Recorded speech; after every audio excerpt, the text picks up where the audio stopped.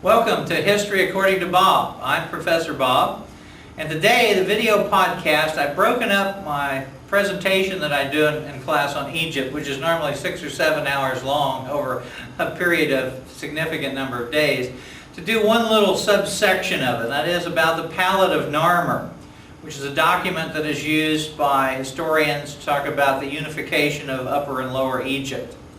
And the first thing I want to mention before we go to the screen, and I'll show you some pictures, is that here on campus, when we have our art teachers, the art teachers talk about the palette of Narmer in the sense that in early Egyptian history, these devices were designed to put minerals on, so you ground them up to make cosmetics. And so sometimes our art department talks about it by saying, well, you know, it's really just a platform to do cosmetics manufacturing, and it's not really that important. But the reality is that palettes started out at that particular job, and then during the period of what's called the Zero Dynasty, the Pre-Dynastic part of Egyptian history, it evolved and it became a decoration as well as a commemorative device where they put people's famous hunts, for example. And in this case, what appears to be the unification of Egypt. That's what most historians use it as. And so, pretty much what I did with Pakal's tomb, I'm going to do the same thing with the Palette of Narmer. I will show it to you on a slide, and then I will put another picture up which has a line drawing so that I can go through bit by bit and show you what it shows people. Okay. Okay, here's you can see the Pre-Dynastic era of Egyptian history is approximately 3200 to 2575 BCE or BC. And 3200 is approximately the time of unification. And of course, dates change all the time. These are always approximate. This is a map that shows the upper and lower kingdoms of Egypt, the two separate pieces. And one of the things that drives my students nuts is the fact that Lower Egypt is in the north and Upper Egypt is in the south. But it's in relationship to the source of the Nile. And since Africa is a plateau, everything flows from the center out this direction. And so you have a separate kingdom up here. And as you can see, from the Delta region down to approximately here. And then below that is the Upper Egypt kingdom, where the capital is at Nekhen, which we call Hierakonpolis over here. And it's going to be the Upper Egyptians that will unify the two kingdoms. This is some of the pre-dynastic pottery that you find from the era. And when you compare it to the pottery you're familiar with, it's relatively primitive. It is 3200 BC or even before. And it has an unusual shape on the bottom. You see it's actually in a little stand to make it stay straight up. This is a little better picture where the stands are made out of plexiglass. And people will go, well, that's kind of strange. Why do you have pottery that doesn't have a flat bottom? And that's because many of these people are not putting this on tables. They're setting it in the sand. If you have a flat bottom base and you're living in a building that you're putting everything in the sand and the dirt, it'll just fall over. So this shows, as you start seeing pottery with flat bottoms on it, you come to the conclusion, okay, now we're using furniture, we're doing some other stuff. You'll see this in the Palette of Narmer, and this has a dual purpose. These are war hammers, maces, if you will. This can also be considered a hammer, as if you're going to make things with carpentry or chisel things. But of course, they also make great weapons, and many of the depictions of Narmer's conquest of Lower Egypt shows him wielding one of these, very popular. A lot of the early weapons were really farm implements or regular implements. Of course, we've got to have our usual schlocky movie on this era. A few years ago, we have this Scorpion King movie that came out. The Scorpion King is a reference to one of the possible unifiers of ancient Egypt.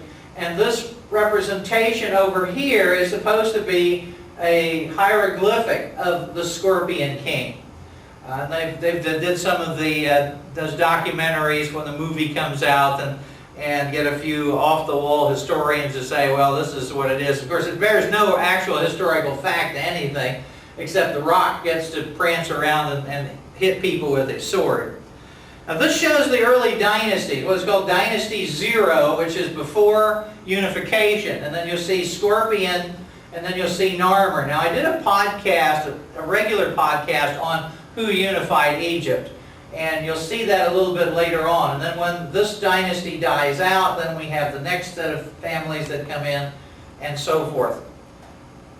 And then here you have, one of the things that's a little different at this time period is we're used to looking at Egyptian hieroglyphics where the king's name is in a cartouche, which is a golden rope, where you would have this little golden circle of rope around the name. In the very earliest parts of Egypt, it's a temple with emblems on the inside, with Horus over the top of it in this case. And so it's a little bit different. And again, here's the Archaic period, Pre-Dynastic period, and the pharaohs. And then these are some of the people who are considered unifiers. It is really the only controversy on the issue. Menaeus is on the list of the Greek list. You have a priest named Manetho who wrote a list of the pharaohs of Egypt, but they're in Greek. So Menaeus could very well be simply the Greek name for these other people. We have Narmer, whose name appears on the palette of Narmer. It is common that its early kings had an animal representation. So King Scorpion could be an individual, but it could also be the warrior name for the pharaoh. And then we have another gentleman named Aha, who may be in this category, and they could all very well be the same character. They could all be the same person based upon this piece of evidence and everything else. So again, here we have Upper and Lower Egypt, and this is the actual palette of Narmer. Now the picture is done so that both sides could be seen at the same time. It's about 65 centimeters high, and if you were going to use it for the original purposes, that is to, if you were going to make cosmetics, that would be done in this particular area right here. But this is incredibly detailed, and it shows Upper and Lower Egypt's unification. You can always pick the pharaoh out. He's bigger than everybody else. He's supposed to be a godlike figure, so you're certainly not going to make him short. So after you've seen this, you notice they have holes through the top, so it can be suspended from a position from a ceiling. This would not have necessarily laid on a table. Here's the breakdown of it. And we'll start with the side over here on the right. And we'll pick this side first because this is the crown of Upper Egypt. It looks like a bowling pin. And what you see is this. There's the name and the little temple, which translates to Narmer. Then you have the pharaoh, and he has an individual that he has defeated. He's got his hands on him, and he's getting ready to hit him with the mace. Sometimes that's done ceremonially. You'll have the enemy leader brought to the pharaoh, and the man may already be dead, and he just hits him to finish him off. These guys don't necessarily get out and do combat. But there's more to it than this. This could just simply show victory over an individual. What you have here is you see Horus, the falcon god, standing over this creature with lotus growing out of its back, which would in itself indicate defeat of this particular character. But notice that the falcon here has a hook. Now that's not just any hook. That's an embalming hook that goes up through the nostrils into the brain to remove the brain of the mummy. And so this depicts not only a massive victory, but literally a gutting of your opponent. And then down here below, you see these people that the pharaoh is standing on. Again, those are defeated people. You can tell from the hairstyle that they're different from up here. The little guy standing behind has an unguent jar with which the pharaoh can purify himself after fighting, and his ceremonial sandals with which to put back on once the fighting is over. But this doesn't show anything about unification. This shows a major victory is what that shows. It's the opposite side. If you go over here and you look for the Pharaoh, you immediately see the tallest guy on the whole side is right here. But he's got a different crown on. That's the crown of Lower Egypt. So this device, this palette of Narmer, shows the Pharaoh Narmer wearing both crowns, an indication of unification. Then you see these decapitated bodies with the heads between their legs, again representing defeat. These people in front they're carrying these little banners. These are like banners and standards for nomarchies. Egypt is divided into districts and provinces, but they're called nomarchies, and each one has their own insignia. So that's what you see there. There's the guy with the unguent jar again and the sandals. Down on the bottom of this one, we have Hathor, the cow goddess, goring our losers once more. And then the ultimate form of unification is right here. You see these two extremely long-necked lions having their necks forcefully intertwined. Now that's an ancient symbol of unification that you'll find in other cultures, not just in Egypt.